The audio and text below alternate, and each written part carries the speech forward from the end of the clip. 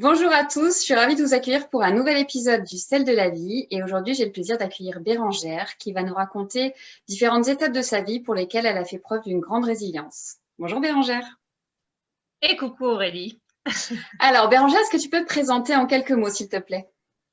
Oui, donc je m'appelle Bérangère Andréot, je suis à la base grassoise, j'ai 40 ans, de formation danseuse classique, puis je me suis tournée vers la création pour être aujourd'hui chorégraphe et metteur en scène de spectacle. D'accord, ok. Donc du coup, raconte-nous un petit peu quels ont été ces moments dans ta vie où tu as fait preuve de résilience. Ouais, déjà, je pense que c'est bien de pouvoir donner la parole et de pouvoir verbaliser. Voilà, poser des mots sur des mots, je crois que c'est déjà les premières étapes d'acceptation justement de ces différentes étapes qui peut-être nous ont paru insurmontables et finalement qui nous ont aidés à grandir. Alors moi, ça a été bien évidemment par rapport à mon chemin de vie, c'est-à-dire dans la danse. À 9 ans, j'ai décidé de vouloir être danseuse. Alors ça y est, c'était l'objectif de ma vie. Et j'ai vu ma mère qui est professeure de danse, à qui j'ai dit quelle est la meilleure école du monde. Elle me dit écoute, meilleure école du monde, c'est l'Opéra de Paris. Et j'ai dit alors je vais aller à l'Opéra de Paris. Mais pour moi c'était tellement évident, et ça pouvait pas être difficile parce que de toute façon c'était la meilleure école et je voulais ce qu'il y avait de mieux pour moi. Et la chance a été que merci à la vie, mais j'ai été acceptée.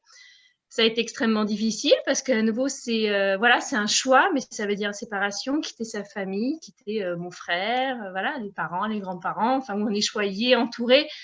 Et là, on se retrouve seul à affronter déjà des premières difficultés. Tu C'était avais quel évident. âge? 9 ans et demi. J'étais un Ah bébé. oui, Ouais, ah j'étais un oui. bébé, oui. Mais c'était un choix. Enfin, toujours pareil. C'est Oui. déjà là, c'était difficile, mais je voulais danser. Je savais ce que je voulais. C'est vraiment la détermination, je pense, qui nous aide à avancer. Mhm. Et au bout de 3 ans, je me suis gravement blessée à une hanche, mais vraiment c'était grave. Et du coup, il a fallu que je quitte l'opéra.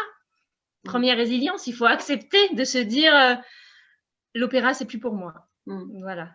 Alors à cet âge-là, on a l'impression que tout s'effondre, qu'on ne sert plus à rien, qu'on n'y arrivera pas, qu'il va falloir faire autre chose. Mais je ne voyais pas autre chose que la danse à cet âge-là. C'était pas possible.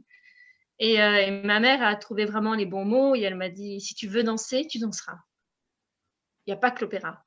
Oui. Alors, c'est sûr, il y a l'opéra, mais il y a tout le reste. Et je crois que l'essentiel, c'est de pouvoir s'exprimer. Danser, peu importe où, peu importe comment, mais de danser.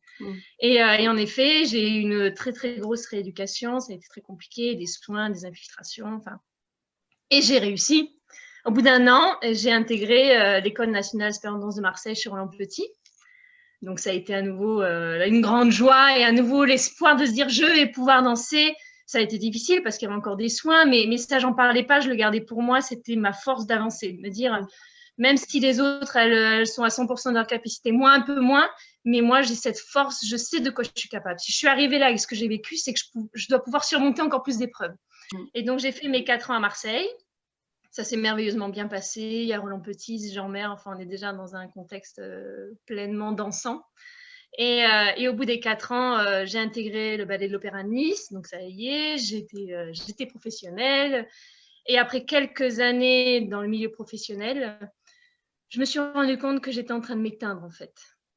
Vraiment, sans savoir véritablement la raison, puisque j'étais dans mon milieu, je dansais tous les jours. C'est exactement ce pourquoi je m'étais battue pendant tant d'années. Et là, j'ai perdu pied et j'ai fait une grosse dépression. Vraiment une dépression sur laquelle il m'a fallu du temps pour trouver les mots et pour arriver à me relever en essayant de trouver la source de ce problème, puisque il n'y avait pas de raison que j'ai de problème, puisque je faisais ce pourquoi j'ai été faite. Voilà. Et un jour, j'ai dit j'ai trouvé. J'ai toujours eu beaucoup d'imagination, j'ai toujours beaucoup écrit, beaucoup dessiné. Et j'ai dit, je crois que j'ai trouvé. Il faut que je crée. Et ma mère m'a dit, va à l'école de danse et les élèves sont à toi.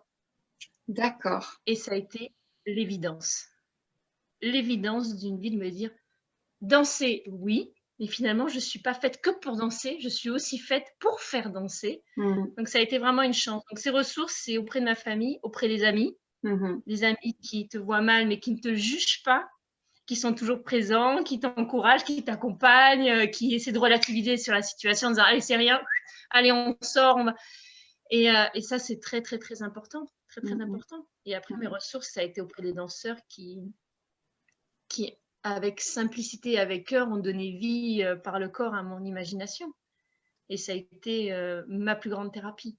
Et tu dis, finalement, ces épreuves te permettent de te dépasser et de te découvrir avec bien plus de capacité que tu pensais en avoir au départ. Ouais. Tu t'es révélé, en fait, oui, plein de choses que tu t'imaginais pas, que tu avais toutes ces ressources en toi. Mais complètement. Comme je dis, à un moment donné, tu crois vraiment que ta vie est presque foutue. Tu te dis, de toute façon, si je peux pas danser, je peux rien faire. Et puis, de toute façon, je sais rien faire d'autre. Et puis, enfin, en fait, tu cherches à t'enfoncer. Et alors que les autres sont là pour essayer de te donner de la lumière. Mais je pense que la force, elle est en soi. Tant que toi, tu ne veux pas t'en sortir, tu t'en sors pas. Et il faut apprendre à se faire confiance, à se dire, merde, la vie, elle vaut la peine d'être vécue, mais il faut savoir en faire quelque chose. Et ce quelque chose, c'est se dire pourquoi je suis faite.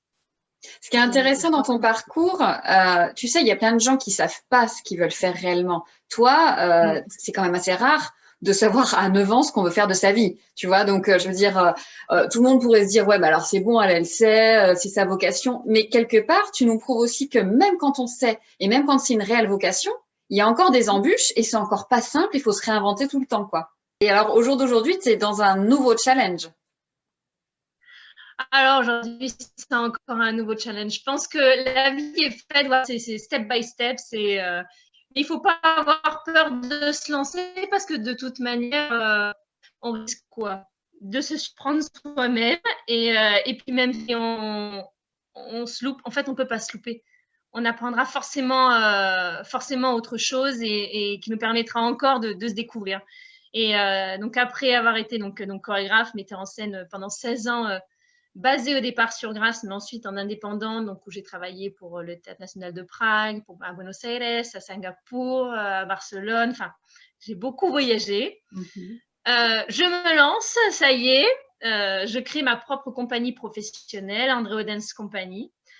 C'est un énorme challenge, mais c'est merveilleux parce que c'est mon rêve en fait. Et je me dis, il prend vie aujourd'hui.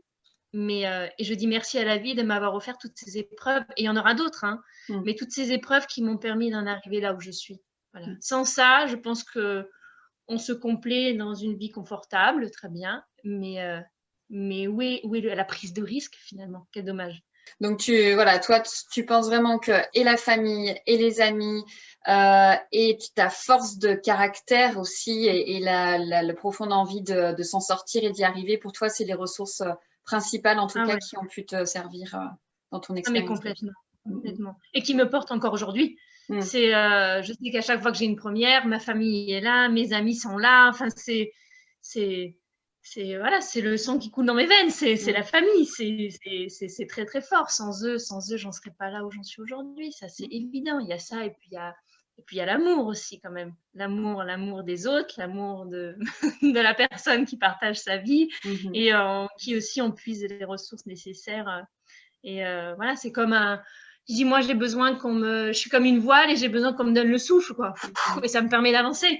J'ai conscience que j'en suis capable, mais après, il y a toujours ce doute. Et je pense que quand on est dans la création, c'est à chaque fois la peur de la page blanche, de se dire, est-ce que je vais y arriver? Est-ce que je vais avoir des idées? Est-ce que je vais arriver à faire aussi bien? Et derrière, il y a cet élan d'amour, en fait, qui te permet de te dire, allez, je me lance, au pire, je tomberai quoi? Je tomberai dans vos bras et puis je risque rien, tu vois. C'est une très belle image. Super. Merci beaucoup, Bérangère. Merci de nous avoir fait partager toute cette expérience. Merci à toi, vraiment. Merci beaucoup de nous donner la parole. Vraiment, c'est beaucoup de chance. Merci. Voilà, j'espère que cet épisode du Sel de la vie vous aura plu. N'hésitez pas à partager la vidéo, à liker la page. Vous pouvez me retrouver sur Détente et Sérénité avec Aurélie sur Instagram, Facebook et sur mon site internet. Merci, à très bientôt.